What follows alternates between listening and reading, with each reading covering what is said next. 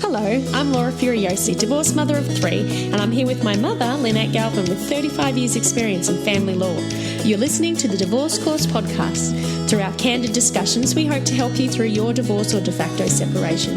We will be answering the most commonly asked questions and covering the stages and steps that you will face on your way to freedom.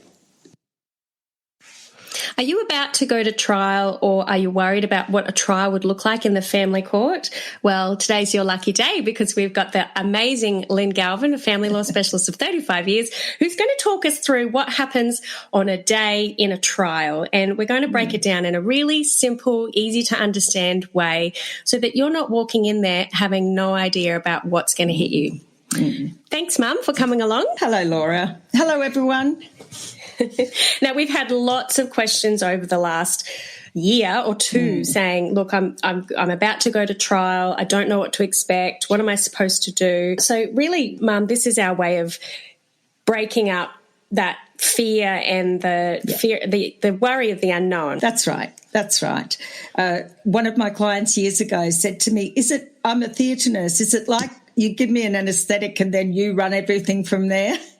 And I said, well, not quite. Unfortunately, you've got things you've got to do, places you've got to stand in. So this is a way of sort of getting rid of any fear or helping to alleviate the fear. And athletes, famous Olympic athletes, run through in their mind how the day's going to go, what's it going to look like, as a mindfulness approach to keep them steady and feeling empowered throughout their Olympic journey. So you can use this as a way to walk yourself through, put yourself in the process, imagine the lawyers, imagine the judges, and feel what it will be like and get yourself through it in your head a couple of times before you actually face it in real life. That's an absolute great idea. And it does, because you've got enough to think about on the day without going, holy heck, is that person standing there? Who's he? You know, which one's the judge? Yeah. Why is that person dressed like Harry Potter? What is going on? Yes. So let's start with Mum, you've come up with a great analogy, and you've talked about the theatre of a trial. So basically there's actors, there's a stage. So before we talk about the order of what happens in the trial, and look, most lawyers, most judges, most barristers, they're so used to it. It's like they just go through the motions. They're not even probably thinking some of the time. It's like people who go to Catholic church and they just say the stuff. It's kind of the same thing. But Mum, can you talk us through who the main actors are on the day of a trial? Okay. So I'm talking about like the minute you walk into the courtroom, you know, and we can talk a bit about the lead up. So you walk into the courtroom and the first thing you're going to see, is a raised platform, and usually on there will be the judge. If he's not there when you walk in, he will come in after, but that's where the judge goes.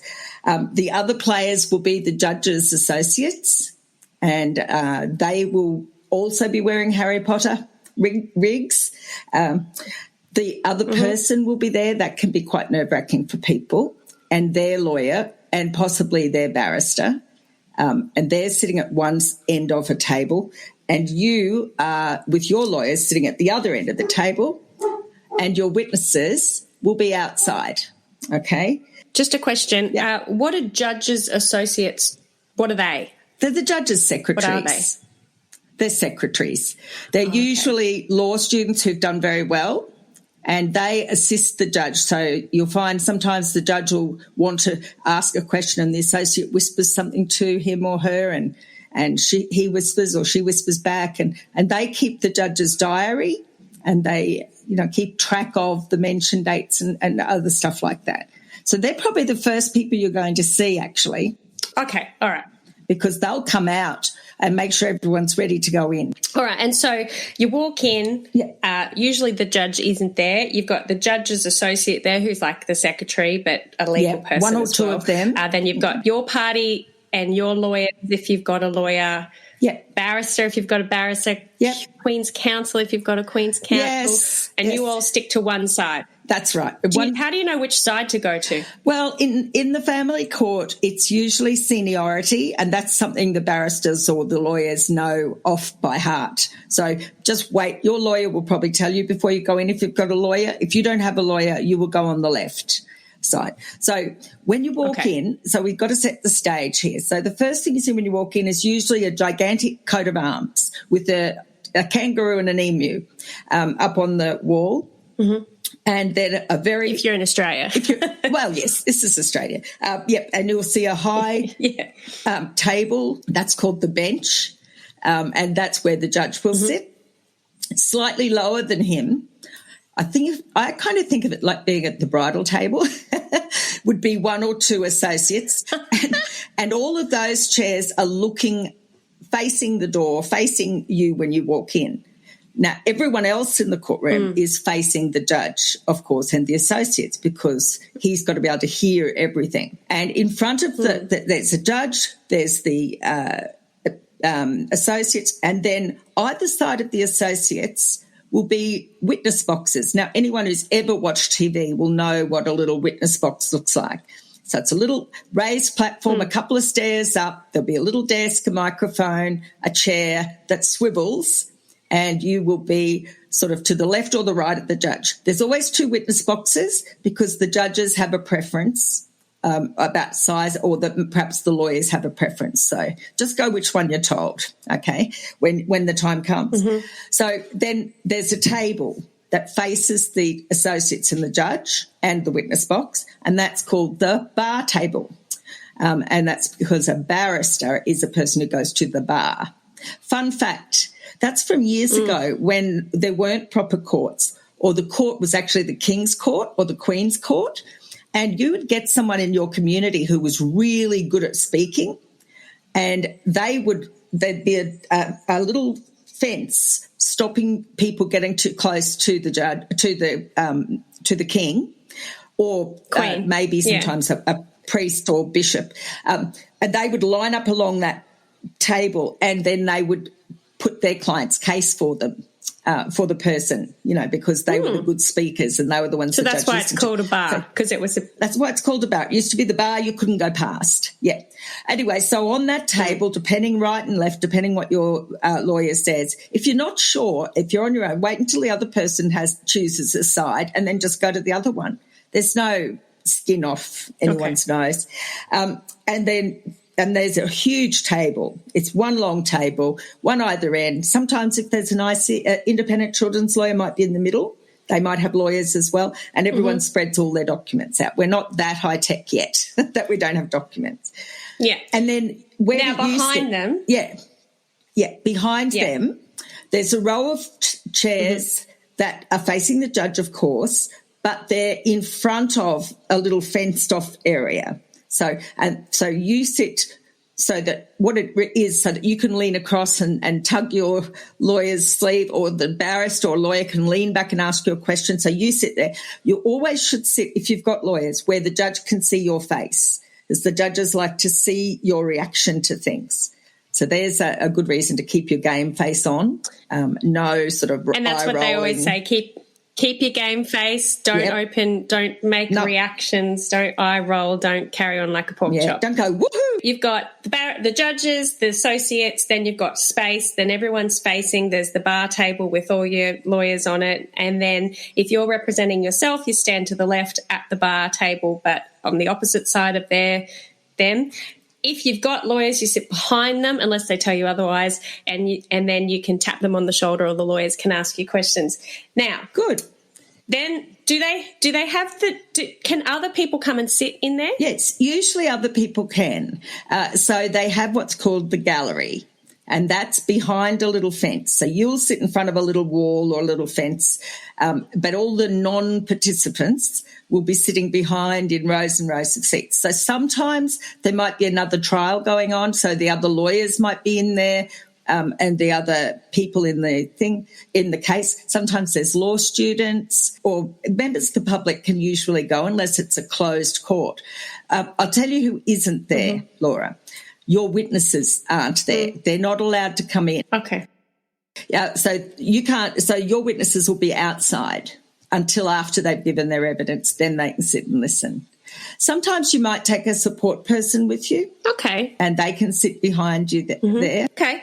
All right. So we've set up the scene. That's what it looks like. Let's talk about what actually happens. So if you're representing yourself or if you've got a lawyer, you're sitting there, and then I think if the judge isn't there, there's a big knock on the door. Yeah, it's usually 3 sharp raps, boom, boom, boom, and then you'll hear all rise. The court is now open.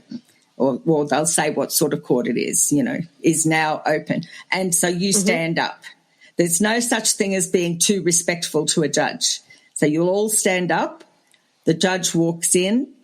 As the judge starts to take her seat, you all bow, and your judge gives a little nod to you guys, and then the associate will say, be seated. And then the stage is set, the players are all in place, and then it can begin. Okay. So sometimes the judge will have a few comments to make about the case, They call it housekeeping sometimes. Okay. Like, do you think we should have this witness next? Or, I was thinking it'll take a half an hour for this and we'll do this before lunch. Okay, so once the judge has done his housekeeping or her housekeeping, who gets to talk first? The applicant gets cross-examined first. So in the family courts that we're talking about, all of your evidence is in the affidavits, okay? And so you'll have already put your story in and the judge will have read it, okay? And the other side will put theirs in. So what happens now is cross-examination. So if you're the person who made the application, you have to prove that you've got a case. So you get up in the witness box and their job, your opposition's job is to poke holes in your case. So they'll take you to different parts of your affidavit and say, that's not true, is it? Or, that's not what happened, or I put it to you, this is what happened. So, that's the hardest bit for you of a trial. If you're the person sitting in the witness box, you've written your affidavit, you've got your evidence, are you allowed to have your affidavit with you? No, hardly ever. So basically the other side is going to try and prove that you're not telling the truth. That's right. Or try and poke holes in your affidavit. Yeah. Okay. So how can someone prepare? Because we get a lot of questions saying, how can I prepare for my trial, particularly ladies going through DV and men as well. So, what is something that you can say to them as a way to be as prepared as you can? Okay. All of my clients will read their affidavit material and everyone else's affidavit the night before. So they've got to refresh their memory. They know what they've said. They will, when they get into the witness box, either the judge or their lawyer will say, did you swear this affidavit on this date? Yes. Is there anything in there you want to change? So if there is anything that's different or that you made a mistake about, fix it up there, because it looks really bad if the mistake comes out under cross-examination.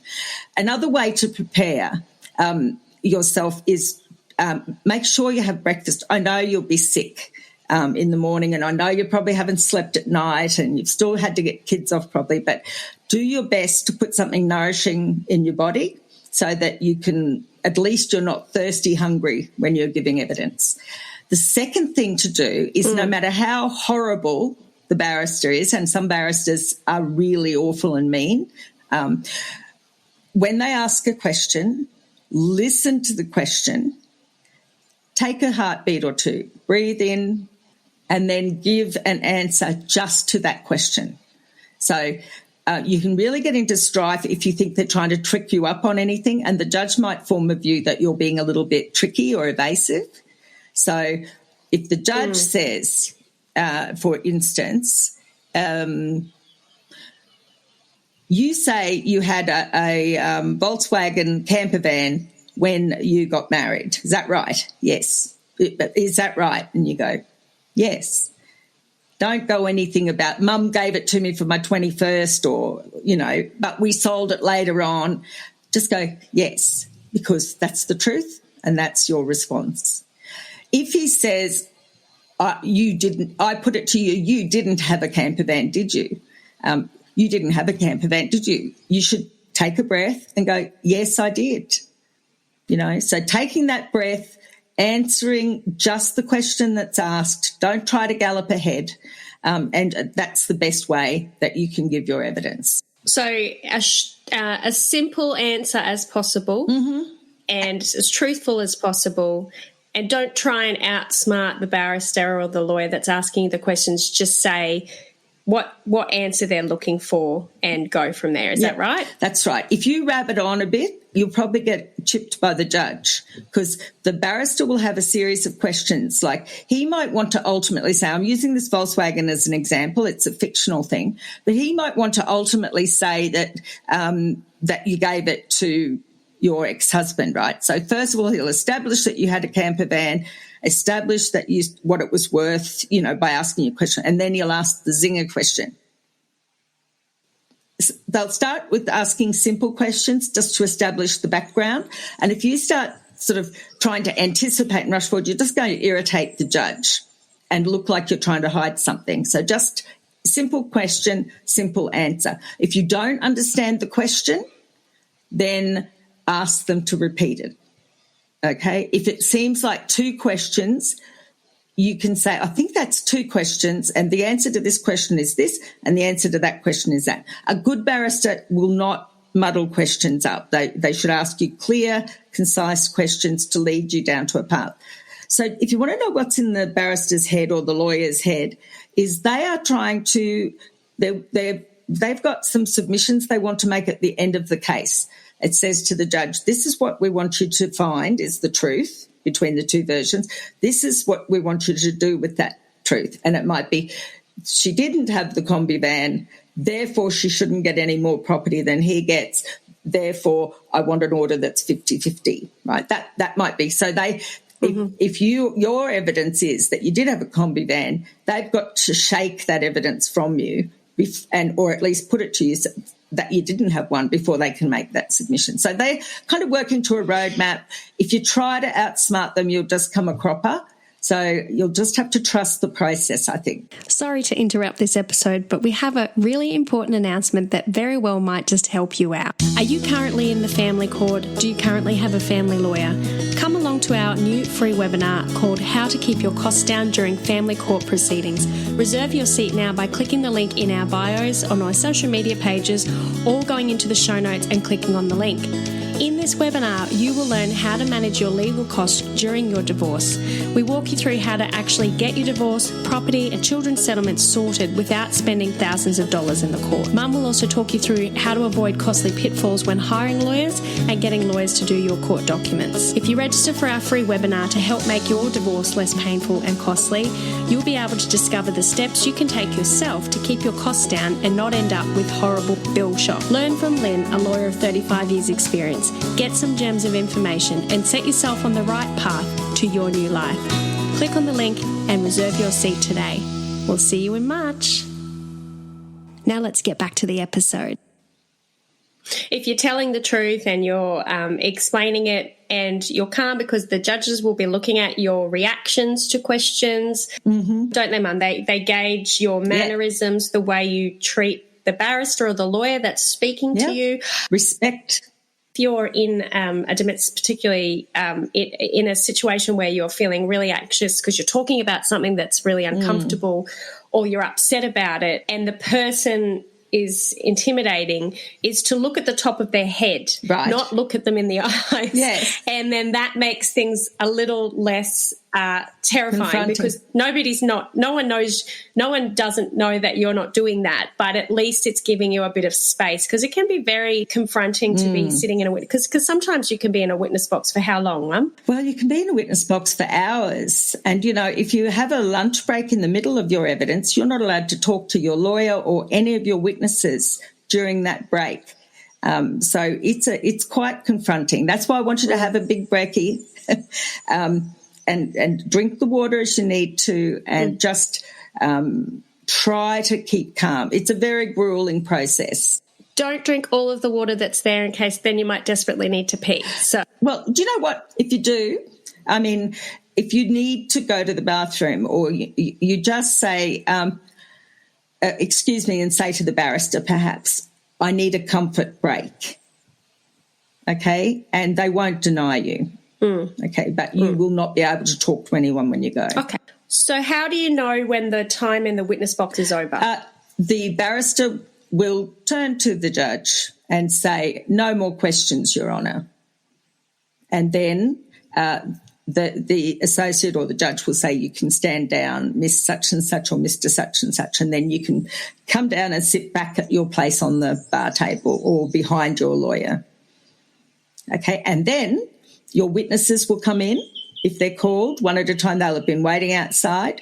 As each witness comes in the witness box, they get asked their questions. Once they've finished answering their questions, they can sit in the back of the court unless the judge says they can't. So that you can, and then when all of your evidence is through, then it's the other side's turn, and then you can watch them squirm for a while. When you say when all your evidence is through, do you mean that the other side, so your ex or whoever's on the other side, has satisfied that they've asked every question they could possibly want to ask you or any witness that's in your affidavit? Yep, because you and your witnesses, that's your case. All right, so then what happens? Then it's the other person's side. So your ex goes in the witness box and your lawyer asks them questions, and then your lawyer asks each of their witnesses questions if necessary, and then they tell the judge that there are no more questions.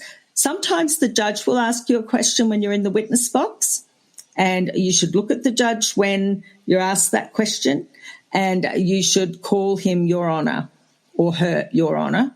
Very respectful. And if you can't remember it, just say sir or ma'am, okay? Because sometimes up there you get really flustered, and they feel very close, the judges do, when you're up there. It's quite startling. But it's because they're looking at you. They're looking to see if you're telling lies or if they think you're telling the truth, if you're being mean to the barrister. The judge will form a very poor view. So don't be too smarty with the barrister. You're only upsetting the court. Is everything that you're saying and everything they say, is it all recorded? It is. And it's even recorded before the judge comes in. So be careful what you say in that courtroom because it's all wired for sound. Oh. So you could be sitting there whinging about your kids or your mum-in-law or something, and that's all being heard. Bad idea. Bad idea. No. Now, so once everybody's side has been heard and everyone's had a chance to ask all their questions and poke holes in everybody's affidavits, and the judges maybe ask some questions, what happens next? Well, then there'll be closing submissions. So, remember I said the barristers ask questions so they can create this sort of story they want the judge to believe at the end. Okay, so then each person, you go first. Your lawyer sets out why your case is so strong and so tight that he should find the way you want to find, and then they put in their case. And then, any maybe little bits of replies. Sometimes it's the other way around. It just depends. But anyway, everyone makes their closing submission. Sometimes, Rose, it's in writing. The judge will say, look, put your submissions in writing. Okay. And they give you like a timeline or a deadline to do that? They do. Okay. Mm-hmm. Then when do you get judgment? Do you get it on the day? Sometimes. Not often. Sometimes. Because the judges have to write a quite informed judgment to set out why they've decided a certain way, and they want to take their time to do that well. So sometimes you'll get your judgment in 2 weeks. You might even get the reasons a little bit later, but sometimes judges have taken a couple of years, I'm afraid. Okay. But now which is why mediation's such a good idea. Now that new practice direction is and the court's trying to fix it, their aim is to get you in and out. Yes, hopefully within a year. Yeah. Now, this is a question for our ladies and gentlemen that don't have lawyers. Are they able to cross-examine the other side themselves? Because that would feel weird, right? If you're trying to poke holes in your ex's affidavits, asking your ex questions in the witness box. Does that happen? Yeah, it happens a lot. If there's domestic violence, the court can make an order that legal aid provide a lawyer just for that cross-examination and the closing submissions. But, often people do cross-examine each other in the witness box to keep their costs down. Okay, and do the barristers, like you said, they're trying to the barristers are trying to create a story that they want the judge to believe is the right one, so that goes with what they want in the orders. Yep. Do barristers or lawyers, do they write their questions down in advance? Do they plan how they're going to question, or does it just flow on the day? Well, I always wrote my questions down, more or less, dot points, because the first thing a barrister should do is write their submissions. They have a case theory. They read all the material. They develop what they call a case theory.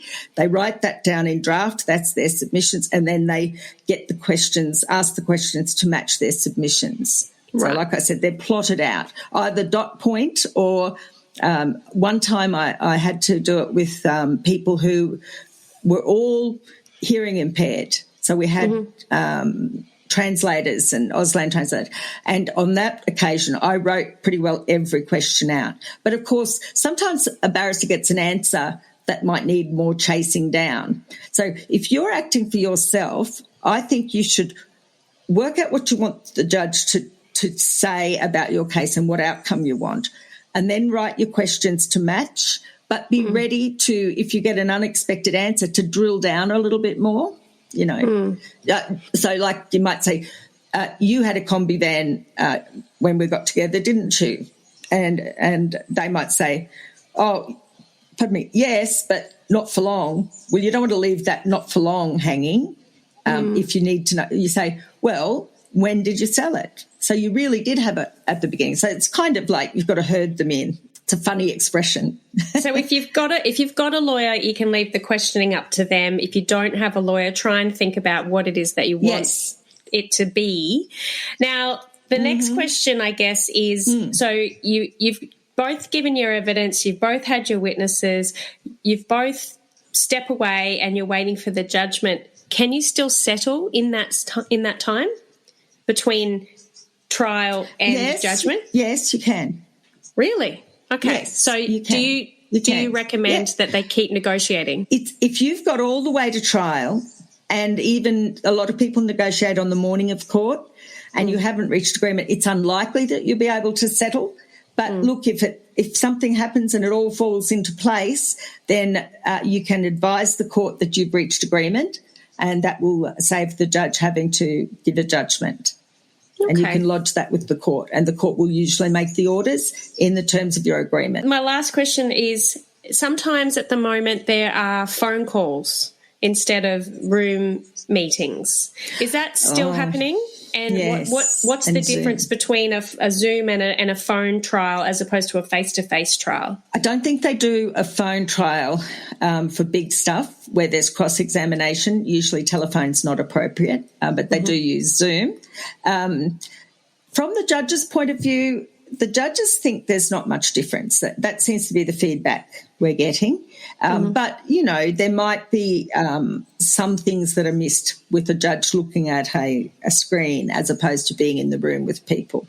For you, you still have to have a degree of formality. You will usually be at your lawyer's office. If you are by yourself, you need to sit somewhere in a Zoom room, get your kids and your pets and the lawnmower man and whoever's coming, get rid of them for the day. You need to have a quiet place where you can concentrate, nothing distracting in the background. I would blur it. If we were giving evidence, I'd blur the background so that the judge can just see your face. It does require a lot more attention. I mean, you really have to focus all the time. You can't sort of eyes wander around the room because, you're watching everyone so intently. So, I think Zoom trials or Teams trials are here to stay. So in a way, COVID did us a favour because you used to have to go to the court, everyone was on at 9:30 or 9, and then you mightn't get before a judge till 2. Whereas this way, it's a little more efficient use of time. So I think the court's going to hold on to that. And there will be maybe in the future court closures and you just have to be able to do it. We're all getting better at it. Now, at court, if you are going in, how many support people should you take? Should you take your entire family? Should you take just one person? Should you go alone? It depends on your circumstances. If you have someone who's a really good friend, take that person. Sometimes the witnesses on your case are also support people in a way for you. But take someone who is practical, doesn't have an axe to grind, and loves you, someone who's got your interests at heart. Probably don't bring the new boyfriend or the new girlfriend, because that can antagonise the other side. But, bring someone to support you. And they could be the people who hang on to your novel or your iPhone while you're in court, or who get you drinks and coffees when you're waiting to go on, and just generally can be a steadying influence. If the court doesn't let them in, they can wait outside and be there for you when you come out. Okay. Now, so some people take a lot of people. Actually, that's very frowned on in COVID. Yeah. Oh, okay, true. They limit the number of people at the moment because of COVID. So make sure you know exactly the day, exactly the court, where you're supposed to be, and definitely don't put yourself in a situation where you're running frantically to a different room or a different court. So get there early. And like Mum said, definitely have something to eat. Have all your documents with you printed out. Have heaps of copies if you're on your own. Have multiple copies, one to hand to the judge, one to hand to the other side, and one for you. And, Mum, out of all of that, just because a lot of people are stressing about sitting in the witness box. So from the whole perspective of sitting in the witness box, what is your number one, apart from having a snack, what's your number one tip that maybe you've seen people make mistakes in court in witness boxes? My number one tip is it's a 3-part process, every question. Take a breath, listen to the question, answer only the question, and don't worry about where it's headed. So listen, answer, let it go. Now, if the question is inappropriate, or if the question is like shocking, do you object to it, or do you let your lawyers object to it? You know how you see in court, they go, I object, like on TV. If you have lawyers and a question is asked of you that is not fair or is somehow a breach of some sort of rules of evidence or whatever, your lawyer will stand up and object. And then there will be a little argument. I object, Your Honour, on the grounds that this is opinion evidence, and then the other party will say, oh, yes, I did ask the wrong question there, or they'll say, I don't think it is, Your Honour, and then the judge makes a little decision. And then someone will say to you, you must answer the question, or move on, Mr. Such and Such, and they'll have to ask another question. You never get to object. If you're acting for yourself and you get asked a really awful question that's unfair or cruel or inappropriate, the judge will stop that barrister or lawyer and say, no, Mr. Such and Such or Miss Such and Such, you can't ask that question. Okay. So, yeah, just unless someone leaps up, you've got to answer every question asked. Okay. So think of it like I'm going to get through this day, I'm going to get through this hour, I'm going to get through these next 10 questions, and maybe have a reward for yourself at the end. Maybe you could organise to hang out with your mates afterwards, or maybe you could say, if I don't freak out or cry, I'm going to give myself this. But, Mum, do you see people crying in the witness box? Yes. And what happens then? Sometimes it's very painful and people do cry. Sometimes if it's severe, the judge might ask the person if they want a moment to compose themselves. Sometimes they might stand the matter down. That means that the court's just quietly adjourned for a little while, so you can go to the bathroom, blow your nose and, collect your thoughts. But, yeah, it's that you've got to get through it somehow. So try to be strong. What you don't want to do is load yourself up with medication. That means you can't answer properly. So it's a hard thing, but it's one of those hard things you've just got to get through. And if you do load yourself up with medication and they ask, and they can say to you, are you on lots of medication right now? That won't look very good either, will it? Well, no, and then it may be you can't later on say, oh, when I gave those answers, I'd taken too much anti-anxiety tablets or something, Yeah, so I have had in the criminal court, I'm sorry to say, in the criminal court I've had people turn up drunk and we have to abort the trial. Yeah, because, that's not a good sign. They're stressed. No, you really have to do whatever, do your meditation, talk sense to yourself, stick your posters up, just whatever it takes in the morning to get you there, and you have to go through it. I think of it a little bit like labour pains. There's so many of the questions you've got to go through, and it's one of those times in life where you just have to do it. But the good news is it's once pretty much, unless someone appeals and you have to go through it again. But that even then the appeal is read anyway. So the good news is you go through it once. Yeah. That's it. So just remind yourself, I'm going to go through this once, and once I'm through it, it's done. So my heart goes out to anyone who is currently leading up to a trial.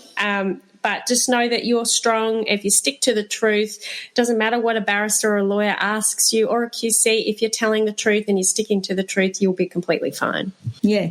See, judges, there's always a range in property that judges can make. And sort of there's a difference of maybe 10% in outcomes. So don't forget, on the morning just before court, everyone's nervous, your exes and you.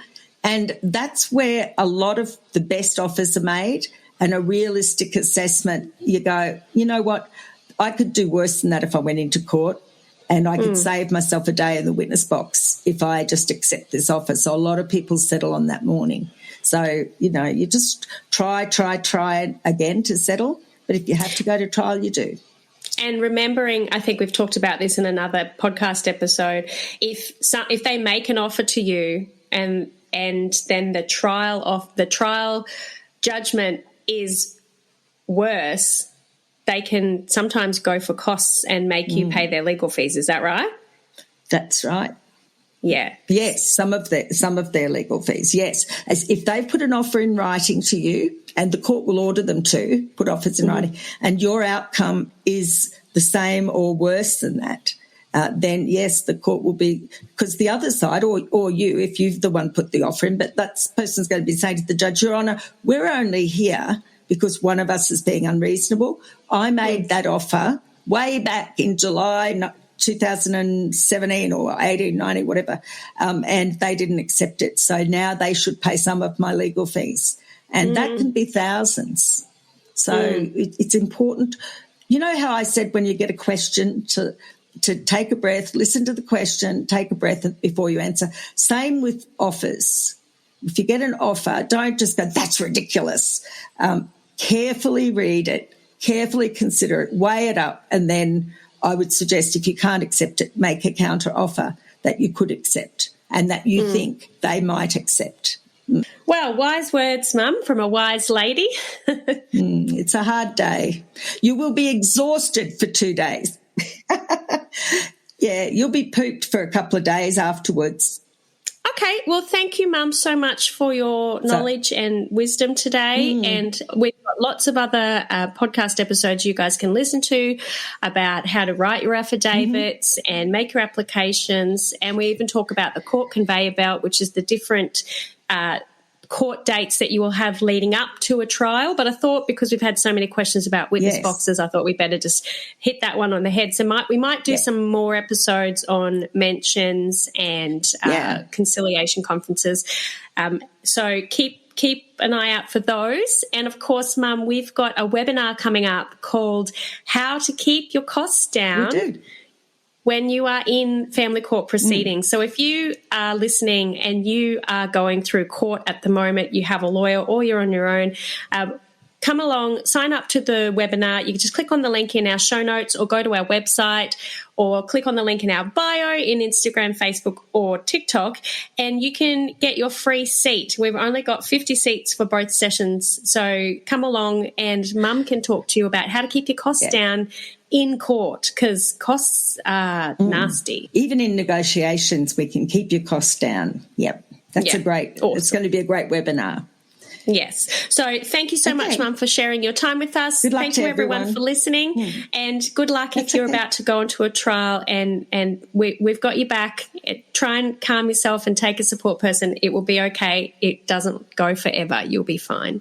Thanks, Mum. Thanks, everyone. That's right. It will end.